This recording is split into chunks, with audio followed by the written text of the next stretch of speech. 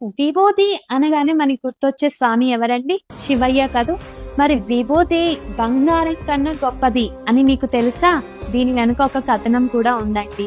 పార్వతీదేవికి విహారానికి వెళ్ళడానికి ఒకసారి తను ధరించడానికి బంగారం లేదని చెప్పేసి శివుడి దగ్గరికి వెళ్తారంట.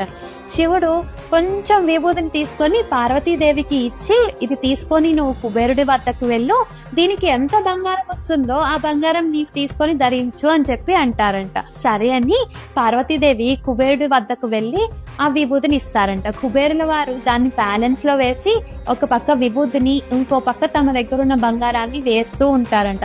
అసలు ఎంత బంగారం వేసినా విభూతికి సరితూగదంట. వేస్తూనే ఉంటారంట, ఇది మాత్రం సరితూగట్లేదంట. ఇద్దరు ఆశ్చర్యపోతారంట. కుబేరుల వారి దగ్గర ఉన్న బంగారం మొత్తం అయిపోయిందంట, కానీ విభూతికి సరితూగలేరంట. కుబేరుల వారు ఆశ్చర్యపోయారు, పార్వతమ్మ ఆశ్చర్యపోయింది. అసలు విభూతి ధరించిన వ్యక్తికి ఒక ఆభరణం అవసరం అంటారా? ఎంత గొప్పదో కదా మన విభూతి. ఓం నమః శివాయ.